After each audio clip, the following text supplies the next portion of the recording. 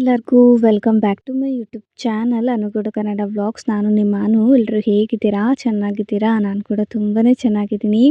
ಇವತ್ತೊಂದು ವ್ಲಾಗ್ನ ನಿಮ್ಮ ಜೊತೆ ಶೇರ್ ಮಾಡ್ತಾ ಇದ್ದೀನಿ. ಯಾವುದೋ ಆಲ್ರೆಡಿ ತಮ್ಲೈನಲ್ಲಿ ನೋಡಿರ್ತೀರಾ.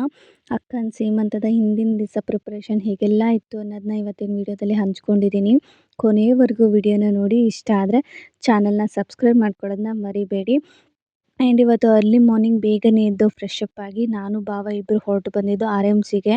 ಯಾಕಂದರೆ ಏನೇನೆಲ್ಲ ನಾವು ಐಟಮ್ಸ್ನ ತೊಗೊಳ್ಬೇಕಾಗಿತ್ತಲ್ವ, ಹೂವು, ಹಣ್ಣುಗಳು, ಆಮೇಲೆ ತಾಂಬೂಲ ಕೊಡೋದಕ್ಕೆ ಹಣ್ಣುಗಳು, ಆಮೇಲೆ ಎಲೆ ಅಡಿಕೆ ಏನೇನೆಲ್ಲ ಲಿಸ್ಟ್ ಮಾಡಿದ್ನಿ ಅದನ್ನೆಲ್ಲ ಬೆಳಗ್ಗೆನೇ ತೊಗೊಳ್ಳೋಣ ಅಂತೇಳಿ ಆರ್ ಎಮ್ ಸಿಗೆ ಬಂದ್ವಿ.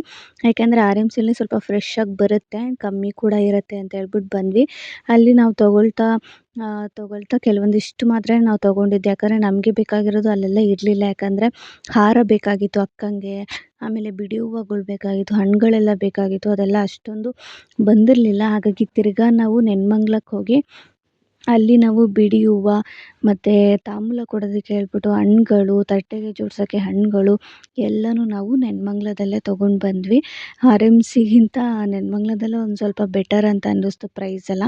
ಹಾಗಾಗಿ ನಾವು ಹುಡ್ಕಾಡ್ಬಿಟ್ಟು ಕೆಲವೊಂದು ಕಡೆ ಎಲ್ಲ ನೋಡಿ ನಾವು ತೊಗೊಂಡು ಬಂದ್ವಿ. ಇನ್ನು ಹಾರ ಮಾತ್ರ ನಮಗೆ ಸಿಗಲಿಲ್ಲ. ಲಾಸ್ಟಿಗೆ ನಾವು ದಾಸರಳ್ಳಿಗೆ ಹೋಗಿ ಅಕ್ಕಂಗೆ ಅಂತ ಹೇಳ್ಬಿಟ್ಟು ಒಂದು ಹಾರನ ತೊಗೊಂಡು ಬಂದ್ವಿ. ಇನ್ನು ತಾಂಬೂಲಕ್ಕೆ ಅಂತ ಹೇಳ್ಬಿಟ್ಟು ತಂದಿರೋ ಹಣ್ಣುಗಳನ್ನೆಲ್ಲ ನಾವು ಫಸ್ಟೇ ಬಟ್ಲು ಎಲ್ಲನೂ ಜೋಡಿಸಿ ಇಟ್ಕೊಂಡಿದ್ವಲ್ಲ, ಆ ಕವರ್ಗೆ ನಾನು, ಅಪ್ಪು ಮತ್ತು ಅಮ್ಮನೂ ಕೂಡ ಬಂದಿದ್ದರು. ಅವರು ಎಲ್ಲರೂ ಸೇರ್ಕೊಂಡು ಹಾಕ್ತಾಯಿದ್ದೀವಿ. ಇನ್ನು ಅದು ಹಾಕಿದ ತಕ್ಷಣ ನಾವಿನ್ನು ಸ್ವಲ್ಪ ಕರ್ಜಿಕಾಯಿ, ಆಮೇಲೆ ರವೆ ಉಂಡೆ, ಚಕ್ಕಲಿ ಇದನ್ನೆಲ್ಲ ಮಾಡಬೇಕು ಅಂತ ಅಂದ್ಕೊಂಡಿದ್ವಿ. ಹಾಗಾಗಿ ಅದನ್ನು ಕೂಡ ಇವತ್ತೇ ಮುಗಿಸ್ಕೊಳ್ಳೋಣ ಅಂತೇಳಿ ಅದನ್ನು ಕೂಡ ಮಾಡ್ತಾಯಿದ್ದೀವಿ. ಯಾಕಂದರೆ ಶಾಪಲ್ಲಿ ನಾವು ಅದನ್ನೆಲ್ಲ ಸಪ್ರೇಟಾಗಿ ಕೇಳ್ಕೊಂಬಂದ್ವಿ. ಆದರೆ ತುಂಬಾ ಪ್ರೈಸ್ ಹೇಳ್ಬಿಟ್ರು. ಹೇಳಬೇಕು ಅಂದರೆ ನಾವು ಅಂಗಡೀಲಿ ತರೋದಕ್ಕಿಂತ ಮನೇಲಿ ಮಾಡಿಸಿದ್ರೇ ಒಳ್ಳೆಯದು. ಯಾಕಂದರೆ ಮನೇಲಿ ಮಾಡಿದರೆ ಎಲ್ಲರಿಗೂ ಕೂಡ ನಾವು ಕೊಟ್ಟು ಕಳಿಸ್ಬೋದು, ಇಲ್ಲ ನಾವು ತಿನ್ನೋದಕ್ಕಾಗಿರ್ಬೋದು ಎಲ್ಲನೂ ಚೆನ್ನಾಗಿರುತ್ತೆ. ಆದರೆ ಅಂಗಡೀಲಿ ನಮಗೆ ಗೊತ್ತಿರಲ್ಲ ಅವ್ರು ಏನು ಹಾಕಿ ಮಾಡಿರ್ತಾರೆ ಅಂತ. ಆಮೇಲೆ ಕರ್ಜಿಕಾಯಿಗಳು ನೀವು ನೋಡಿರ್ಬೋದು, ಅವೆಲ್ಲ ಚೆನ್ನಾಗೇ ಇರಲ್ಲ, ಸ್ಟಫಿಂಗ್ ಏನು ಹಾಕೇ ಇರಲ್ಲ. ನಾನು ವರಮಹಾಲಕ್ಷ್ಮಿ ಹಬ್ಬಕ್ಕೆ ಒಂದೆರಡು ಸತಿ ತಂದುಬಿಟ್ಟು ನಂಗೆ ಇಷ್ಟನೇ ಆಗಿರಲಿಲ್ಲ. ಹಾಗಾಗಿ ಅಕ್ಕನ ಸೀಮಂತಕ್ಕೆ ನಾವೇ ಮಾಡಿಸ್ಬೇಕು ಅಂತ ಹೇಳ್ಬಿಟ್ಟು ನಾನು ಅದಕ್ಕೂ ಕೂಡ ಎಲ್ಲನೂ ಐಟಮ್ಸ್ಗಳನ್ನೆಲ್ಲ ತೊಗೊಂಡು ಬಂದು ಮಾಡ್ಸೋಣ ಅಮ್ಮನ ಕೈಲಿ ಅಂತ ಹೇಳ್ಬಿಟ್ಟು ಅಮ್ಮನೂ ಕರ್ಕೊಂಡು ಬಂದಿದ್ದೆ. ಸೊ ಅಮ್ಮ ಕೂಡ ಬಂದು ಅವರು ಕೂಡ ಎಲ್ಲನೂ ಹೆಲ್ಪ್ ಮಾಡಿಕೊಟ್ರು. ನಮಗೆ ಏನೇನೆಲ್ಲ ಪ್ಯಾಕಿಂಗ್ ಮಾಡಬೇಕು, ಏನೇನೆಲ್ಲ ಇದೆ ಅನ್ನೋದನ್ನ ಅವರು ಕೂಡ ನನಗೆ ಸ್ವಲ್ಪ ಸಹಾಯ ಮಾಡಿಕೊಟ್ರು. ಆನಂತರ ನಾವೆಲ್ಲ ಸೇರಿಕೊಂಡು ಏನೇನು ರವೆ ಉಂಡೆ, ಕರ್ಜಿಕಾಯಿ, ಹೊಸ್ಕಿಗೆ ಏನೇನೆಲ್ಲ ಇಕ್ತಾರೆ ಅಲ್ವಾ, ಅಂದರೆ ಏನೇನು ಟಮಟಗಳು ಇದನ್ನೆಲ್ಲ ಇಕ್ತಾರೆ ಅಲ್ವಾ, ಅದನ್ನೆಲ್ಲ ಮಾಡಿಸೋದಕ್ಕೆ ಮಾಡ್ತಾಯಿದ್ವಿ. ಆ್ಯಂಡ್ ಇಲ್ಲಿ ನೋಡ್ಬೋದು ಅಜ್ಜಿನೂ ಮೊಮ್ಮಗನೂ ಇಬ್ಬರು ಕಿತ್ತಾಡ್ತಾ ಇದ್ದಾರೆ. ಯಾವ ಪಾಪ ಹೋಗುತ್ತೆ ಹೇಳು ಹೇಳು ಅಂತ ಇದನ್ನು ಮಾಡ್ಕೊಂಡು ಕಿತ್ತಾಡ್ತಾ ಇದ್ದಾರೆ. ಇಲ್ಲಿ ನಾವು ಕೂಡ ಅಮ್ಮಂಗೆ ಹೆಲ್ಪ್ ಮಾಡ್ತಾಯಿದ್ವಿ. ಎಲ್ಲ ಹುರ್ಕೊಡೋದು ಎಲ್ಲ ಮಾಡ್ಕೊಳ್ತಾ ಇದ್ವಿ. ಆದರೆ ತುಂಬಾ ಚೆನ್ನಾಗಿ ಬಂದಿತ್ತು ಎಲ್ಲ ಐಟಮ್ಸು. ನಾವು ಮನೆಯಲ್ಲಿ ಸಿಂಪಲ್ಲಾಗಿ ಸ್ವಲ್ಪ ಕಮ್ಮಿನೇ ಮಾಡ್ಕೊಂಡಿದ್ವಿ. ತುಂಬ ಏನು ಜಾಸ್ತಿ ಏನೂ ಮಾಡ್ಕೊಂಡಿರಲಿಲ್ಲ. ಎಲ್ಲ ಕಮ್ಮಿನೇ ತಟ್ಟೆಗೆ ಇಡಬೇಕಲ್ಲ, ಆಮೇಲೆ ಬಂದವ್ರಿಗೆ 1, 2, 3 ಹಾಕಿ ಕಳಿಸೋದಕ್ಕೆ ಸ್ವಲ್ಪ ಮಾಡ್ಕೊಳ್ಳೋ ಥರ ಮಾಡ್ಕೊಂಡಿದ್ವಿ. ಯಾಕಂದರೆ ನಾವು ತುಂಬಾ ಸಿಂಪಲ್ಲಾಗಿ ನಾವು ಸೀಮಂತನ ಸೆಟ್ ಮಾಡ್ಕೊಂಡಿದ್ದು. ಬಜೆಟಲ್ಲಿ ನಾವು ನೋಡಿ ಈ ಸೀಮಂತನ ಮಾಡ್ತಾಯಿದ್ದಿದ್ದು. ಆ್ಯಂಡ್ ಬಜೆಟಲ್ಲಿ ಮಾಡೋರಿಗೆ ಖಂಡಿತವಾಗ್ಲೂ ಈ ಥರ ಮಾಡ್ಬೋದು. ನಮಗಂತೂ ಎಷ್ಟು ಬೇಗ ಸೀಮಂತ ಆಗೋಯ್ತಪ್ಪ ಅಂತ ಅನ್ನಿಸ್ತಾಯಿತ್ತು ಈ ವಿಡಿಯೋನ ನಾನು ಎಡಿಟ್ ಮಾಡಬೇಕಾದ್ರೆ. ಇನ್ನು ಕರ್ಜಿಕಾಯಿ, ರವೆ ಉಂಡೆ ಎಲ್ಲ ಆದಮೇಲೆ ಲಾಸ್ಟಿಗೆ ನಾವು ಚಕ್ಕಲಿನ ಮಾಡ್ಕೊಳ್ತಾ ಇದ್ದೀವಿ. ಯಾಕಂದರೆ ಬೇಗ ಚಕ್ಕಲಿ ಆಗೋದ್ರೆ ಇನ್ನು ಮೆಹಂದಿ ಅವ್ರು ಕೂಡ ಬರ್ತಾರೆ. ಅವ್ರು ಬಂದಿದ್ದ ತಕ್ಷಣ ಇನ್ನು ಟಿಫನ್ ಎಲ್ಲ ಮುಗಿಸ್ಕೊಂಡು ಇನ್ನು ಅಕ್ಕ ಮೆಹಂದಿ ಹಾಕಿಸ್ಕೊಳ್ಳೋಕ್ಕೆ ಸ್ಟಾರ್ಟ್ ಮಾಡ್ಕೊತಾರೆ. ಹಾಗಾಗಿ ಚಕ್ಕಲಿ ಕೂಡ ಆವಾಗಲೇ ಎಲ್ಲ ಒತ್ತಿಸ್ತಾ ಇದ್ದೆ ಬೇಗನೆ. ಅದು ಕೂಡ ತುಂಬ ಚೆನ್ನಾಗಿ ಬಂದಿತ್ತು. ಬಂದವರೆಲ್ಲ ಚಕ್ಕಲಿ ಎತ್ಕೊಂಡು ತಿಂತಾಯಿದ್ರು ಸೀಮಂತದ ದಿವಸ. ತುಂಬ ಚೆನ್ನಾಗಾಗಿದೆ ಅಂತ ಹೇಳ್ಬಿಟ್ಟು ಅದು ಖುಷಿಯಾಯಿತು. ಅಂದರೆ ಕಮ್ಮಿಲೇ ಮಾಡಿದ್ದು ನಾವು, ಯಾರು ತಿಂತಾರೋ ಇಲ್ವೋ ಅಂತ ಹೇಳ್ಬಿಟ್ಟು ಸ್ವಲ್ಪ ಕಮ್ಮಿನೇ ಮಾಡಿದ್ದು. ಅದೇ ಚೆನ್ನಾಗಿ ಬಂದಿತ್ತು. ಇನ್ನು ಟಮಟ ಆಗಿರ್ಬೋದು, ಇದನ್ನೆಲ್ಲ ನಾವು ಏನು ರೆಡಿ ಮಾಡ್ಕೊಂಡಿದ್ವಿ ಅದನ್ನು ಕೂಡ ಎಲ್ಲ ಬೇಗನೆ ಆ ಒಂದು ಕೆಲಸ ಏನಿತ್ತು ಅದನ್ನು ಕೂಡ ತಟ್ಟೆಗೆ ಎಷ್ಟು ಬೇಕೋ ಅಷ್ಟನ್ನು ಮಾತ್ರ ಮಾಡಿಕೊಂಡು ಎತ್ತಿಟ್ಕೊಂಡ್ವಿ. ಅಷ್ಟೊತ್ತೊಳಗೆ ಮೆಹಂದಿ ಹಾಕೋರು ಕೂಡ ಬಂದಿದ್ದರು. ನಾನು ಅಕ್ಕಂಗೆ ಅಂತ ಹೇಳ್ಬಿಟ್ಟು ಮೆಹಂದಿ ಹಾಕ್ಸೋಕ್ಕೆ ಐಶ್ವರ್ಯ ಅವ್ರನ್ನ ಕರೆಸಿದ್ದೆ. ಇದಕ್ಕಿಂತ ಮುಂಚೆ ನಮ್ಮ ಊರಲ್ಲಿ ಒಂದು ಸತಿ ಬಂದು ಹಾಕಿದ್ರು. ಅವ್ರ ವರ್ಕ್ ಅಂತೂ ನಂಗೆ ತುಂಬಾ ಇಷ್ಟ ಆಯಿತು. ಯಾಕಂದರೆ ಡೀಟೇಲಿಂಗ್ ಆಗಿ ಕೊಡ್ತಾರೆ ಆ್ಯಂಡ್ ಅಮೌಂಟು ಕೂಡ ಅದೇ ತಕ್ಕನಾಗಿರುತ್ತೆ. ನನಗೆ ಪ್ರೈಸು ತುಂಬಾ ರೀಸನಬಲ್ ಅಂತ ಅನ್ನಿಸ್ತು. ಓಕೆ ಕೊಡ್ಬೋದು ಅನಿಸ್ತು. ಯಾಕಂದರೆ ಈಚೆಕಡೆ ನಾವು ಅವರು ಇವರು ಅಂತ ಹೇಳ್ಬಿಟ್ಟು ತುಂಬ ಡೀಟೇಲಿಂಗ್ ಕೊಡಲ್ಲ, ಚೆನ್ನಾಗಿರಲ್ಲ ಅಂತ ಹೇಳ್ಬಿಟ್ಟು ಸುಮ್ಮನೆ ಸಾವಿರಾರು ರೂಪಾಯಿ ಕೊಟ್ಟು ಬರ್ತೀವಿ. ಅದ್ರ ಬದಲು ಇವರು ಡೀಟೇಲಿಂಗ್ ಕೊಡ್ತಾರೆ. ಆ್ಯಂಡ್ ಇವರಿರೋದು ಮಾಗಡಿಲಿ. ನಾನು ಅವ್ರ ಪೇಜನ್ನ ಬೇಕಾದರೆ ಸ್ಕ್ರೀನ್ ಮೇಲೆ ಹಾಕ್ತೀನಿ. ನಿಮ್ಗೇನಾದರೂ ಇಂಟ್ರೆಸ್ಟ್ ಇದ್ದರೆ ಖಂಡಿತವಾಗ್ಲೂ ಹಾಕಿಸ್ಕೊಳ್ಳಿ. ತುಂಬ ಚೆನ್ನಾಗಿ ಹಾಕ್ತಾರೆ.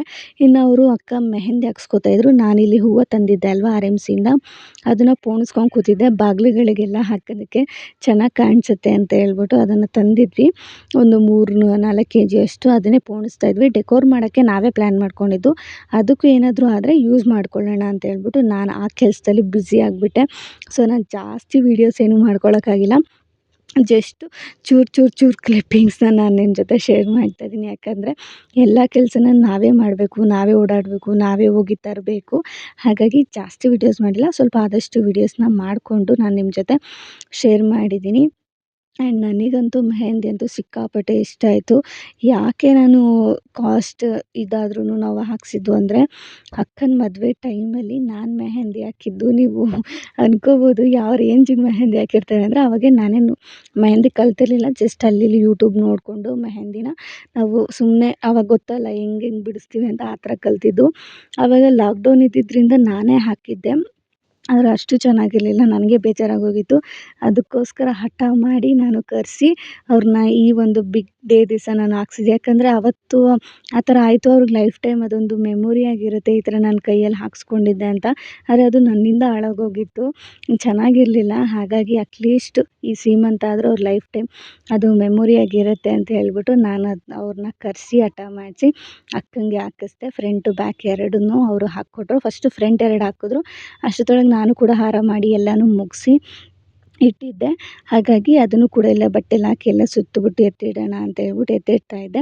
ಸ್ವಲ್ಪ ಒಂದೇ ಸಮ ಕೂತ್ಕೊಳ್ಳೋಕ್ಕಾಗೋದಿಲ್ಲ ಅಲ್ವಾ. ಹಾಗಾಗಿ ಫ್ರಂಟ್ ಹ್ಯಾಂಡ್ ಎಲ್ಲ ಮುಗಿಸ್ಬಿಟ್ಟು ಸ್ವಲ್ಪ ಹೊತ್ತು ಎಲ್ಲರೂ ಓಡಾಡಿ ಎಲ್ಲ ಇನ್ನು ಮಧ್ಯಾಹ್ನದ ಊಟನೂ ಕೂಡ ಎಲ್ಲ ಮುಗಿಸ್ಕೊಂಡು ಆ ನಂತರ ಬ್ಯಾಕ್ ಹ್ಯಾಂಡ್ಗೆ ಅವರು ಹಾಕೋದಕ್ಕೆ ಶುರು ಮಾಡಿದ್ರು. ಹಾರಗಳೆಲ್ಲ ತುಂಬ ಚೆನ್ನಾಗಿ ಬಂದಿತ್ತು. ಜಸ್ಟ್ ನಾನು ಹಾಗೆ ಪೋಣಿಸಿದೆ ಅಷ್ಟೇ. ಬಾಗಿಲುಗಳಿಗೆ ಎಲ್ಲ ನಾವು ಬ್ಯಾಕ್ಗ್ರೌಂಡ್ ಡೆಕೋರೇಷನ್ ಮಾಡೋದಕ್ಕೆ ಏನಕ್ಕಾದ್ರೂ ಯೂಸ್ ಆಗುತ್ತೆ ಅಂತ ಹೇಳ್ಬಿಟ್ಟು ಈ ಥರ ಬಿಡಿ ಹೂವು ತಂದು ನಾವು ಹಾರ ಮಾಡ್ಕೊಳ್ಳೋದ್ರಿಂದ ತುಂಬಾ ಜಾಸ್ತಿ ಬರುತ್ತೆ. ನಾವು ಹಾಗೆ ಮಾರು ಲೆಕ್ಕದಲ್ಲಿ ತರ್ತೀವಿ ನೋಡಿ, ಅದಕ್ಕಿಂತ ಈ ಬಿಡಿ ಹೂವೇ ತುಂಬಾ ಬೆಸ್ಟ್ ಅಂತ ಅನಿಸುತ್ತೆ. ನೀವು ಫ್ರೀ ಟೈಮಲ್ಲಿದ್ದಾಗ ನೀಟಾಗಿ ಪೋಣಿಸ್ಬಿಟ್ರೆ ಬಾಗಿಲುಗಳಿಗೆಲ್ಲ ತುಂಬ ಚೆನ್ನಾಗಿ ಕಾಣಿಸುತ್ತೆ. ನಾನು ಎಲ್ಲೋನೇ ಜಾಸ್ತಿ ತೊಗೊಂಡು ಬಂದಿದ್ದೆ ಆರೆಂಜ್ಗಿಂತ. ಹಾಗಾಗಿ ಒಂಚೂರು ಇದನ್ನು ಮಾಡ್ಕೊಂಡು ಹೆಚ್ಚು ಕಮ್ಮಿ ಮಾಡ್ಕೊಂಡು ನಾವು ಹಾಕ್ಕೊಂಡ್ವಿ. ಆ್ಯಂಡ್ ಮೆಹಂದಿ ಅವರು ಫ್ರಂಟ್ ಹ್ಯಾಂಡ್ ಆದಮೇಲೆ ಬ್ಯಾಕ್ ಸೈಡು ಕೂಡ ಹಾಕ್ತಾಯಿದ್ವಿ. ಅಷ್ಟರೊಳಗೆ ಒಂದೊಳ್ಳೆ ಮೂವಿ ನೋಡೋಣ ಅಂತೇಳಿ. ಹಳೆಯ ಮೂವಿ ನಮಗೆ ಹೊಸ ಮೂವಿಗಿಂತ ಹಳೆಯ ಕನ್ನಡ ಮೂವೀಸ್ ತುಂಬಾ ಇಷ್ಟ. ಹಬ್ಬ ಮೂವಿ ಇತ್ತು, ಅದು ಹಬ್ಬದ ಥರ ವಾತಾವರಣನೇ ಇತ್ತು ಅಲ್ಲ. ಹಾಗಾಗಿ ಅದನ್ನು ನೋಡಿಕೊಂಡು ಎಲ್ಲರೂ ಮಾತಾಡ್ಕೊತಾ ಇದ್ವಿ. ಅಷ್ಟರೊಳಗೆ ಐಶ್ವರ್ಯ ಅವರು 2 ಕೈಗೂ ಮೆಹಂದಿ ಕೂಡ ತುಂಬಾ ಚೆಂದ ಹಾಕ್ಕೊಟ್ಟಿದ್ರು. ಸಖತ್ತಾಗಿ ಕಾಣಿಸ್ತಾಯಿದ್ರು. ಇನ್ನು ಅವರು ಕೂಡ ಒಂದು 3:40ಗೆಲ್ಲನೂ ಅವರು ಮೆಹಂದಿ ಮುಗಿಸ್ಬಿಟ್ಟು ಹೊರಟೋದ್ರು. 4 ಗಂಟೆ ಅನ್ನಂಗೆ.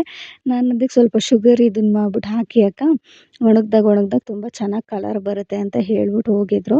ಹಾಗಾಗಿ ಅದನ್ನೇ ನಾನು ಹಾಕ್ಕೊಡ್ತಾ ಇದ್ದೆ ಅಕ್ಕಂಗೆ. ಅಷ್ಟರೊಳಗೆ ಶಾಮಿಯಾನದವರು ಕೂಡ ಬಂದಿದ್ದರು. ನಾವು ಮೇಲ್ಗಡೆನೇ ಅಂದರೆ ಮನೆ ಮೇಲೇ ನಾವು ಸೀಮಂತ ಮಾಡಬೇಕು ಅಂತ ಹೇಳ್ಬಿಟ್ಟು ಅಂದ್ಕೊಂಡಿದ್ದಿದ್ದು. ಹಾಗಾಗಿ ಶಾಮಿಯಾನದವ್ರಿಗೂ ಕೂಡ ಹೇಳಿದ್ವಿ.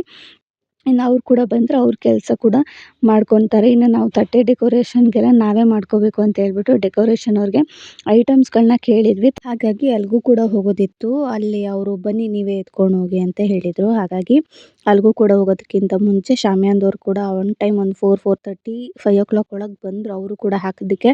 ಸೊ ಅವ್ರನ್ನ ಹಾಕೋದಕ್ಕೆ ಎಲ್ಲ ತೋರಿಸ್ಬಿಟ್ಟು ನಾವು ಅಲ್ಲಿಂದ ಡೆಕೋರ್ಗೆ ಏನೇನೆಲ್ಲ ನಾವು ಹೇಳಿದ್ವಲ್ಲ ಅದನ್ನೆಲ್ಲ ತರಲಿಕ್ಕೆ ಅಂತ ಹೇಳ್ಬಿಟ್ಟು ಹೋಗಿ ತೊಗೊಂಡು ಬಂದ್ವಿ. ಇನ್ನು ಅಲ್ಲಿಂದ ನನಗೆ ವ್ಲಾಗ್ ಕಂಟಿನ್ಯೂ ಮಾಡೋದಕ್ಕಾಗಲಿಲ್ಲ.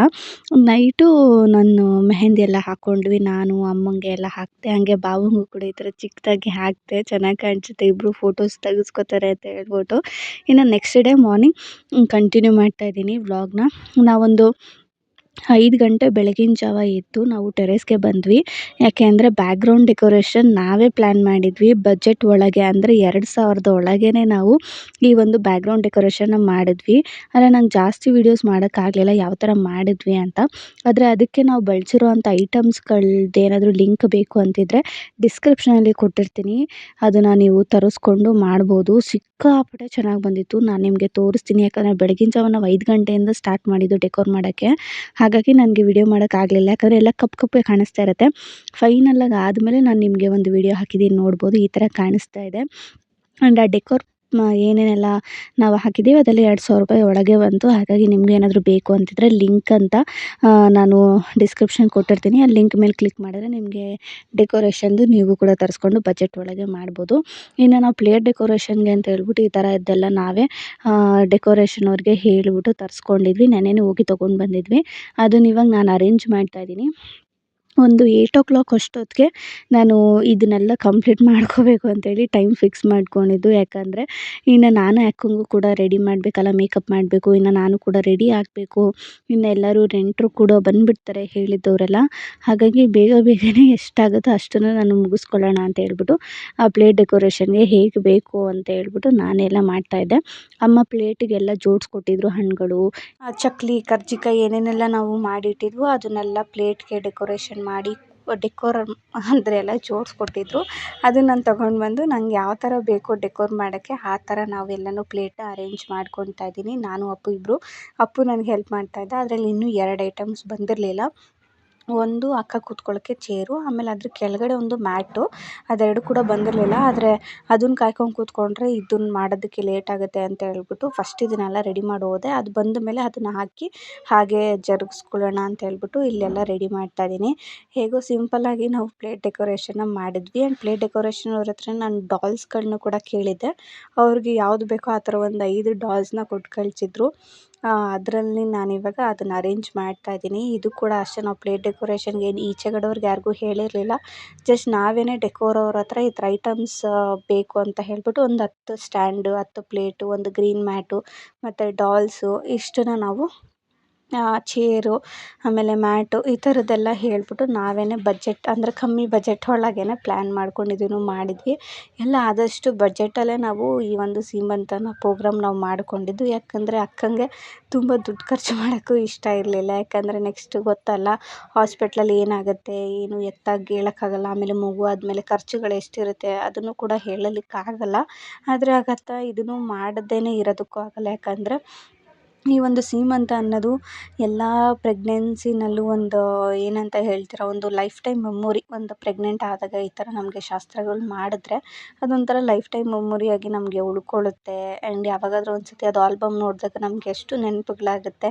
ಯಾಕಂದರೆ ನನಗೆ ಅದೆಲ್ಲ ಎಕ್ಸ್ಪೀರಿಯೆನ್ಸ್ ಆಗಿಲ್ಲ. ನಾನು ಏನೂ ಮಾಡಿಸ್ಕೊಂಡಿರಲಿಲ್ಲ. ಅದೆಲ್ಲ ಇವಾಗ ಗಿಲ್ಟ್ ಕಾಡ್ತಾಯಿತ್ತು. ಇಲ್ಲ ನಾವು ಮಾಡಿಸ್ಕೋಬೇಕು, ಅದು ಸಿಂಪಲ್ಲಾಗಾದರೂ ಸರಿ, ಮನೆ ಒಳಗಾದರೂ ಸರಿ, ಈ ಥರ ಶಾಮಿಯಾನದೆಲ್ಲ ಹಾಕ್ಬಿಟ್ಟು ಮಾಡಿಸಿದ್ರೆ ಸರಿಯೇ. ಆದರೆ ಮಾಡಿಸ್ಕೊಂಡ್ರೆ ನಮಗದೊಂಥರ ಗಿಲ್ಟ್ ಇರಲ್ಲ. ಯಾಕಂದರೆ ನಾವೇನು ಪ್ರತಿ ವರ್ಷ ಪ್ರೆಗ್ನೆಂಟ್ ಆಗಲ್ಲ, ಪ್ರತಿ ವರ್ಷವೂ ಒಂದೊಂದು ಮಗುನ ಹೆರಲ್ಲ. ಆದರೆ 1 ಇಲ್ಲ 2 ಮಗು ಆಗ್ಬೋದು. ಅಟ್ಲೀಸ್ಟ್ ನಾವು 2ನೇ ಮಗುಗೆ ನಮ್ಮ ಸೀಮಂತ ಇದಂತೆಲ್ಲ ಬಂದಾಗ ಅದೆಲ್ಲ ಇಂಟ್ರೆಸ್ಟೇ ಇರಲ್ಲ, ಹೊರ್ಟೋಗ್ಬಿಟ್ಟಿರುತ್ತೆ. ಅಟ್ಲೀಸ್ಟ್ ಮೊದಲನೇದಕ್ಕಾದರೂ ನಾವು ಚೆನ್ನಾಗಿ ಅಟ್ಲೀಸ್ಟ್ ಸಿಂಪಲ್ಲಾಗಿ ನಮ್ಮ ಕೈಲಿ ಎಷ್ಟಾಗುತ್ತೋ ಅಷ್ಟು ಬಜೆಟ್ ಒಳಗೆ ನಾವು ಮಾಡಿಕೊಂಡ್ರೆ ಅದಾಗೋ ಖುಷಿಯೇ ಬೇರೆ. ಒಂಥರ ಲೈಫ್ ಟೈಮ್ ಮೆಮೊರಿಯಾಗೂ ಕೂಡ ನಮಗದು ಉಳ್ಕೊಳ್ಳುತ್ತೆ.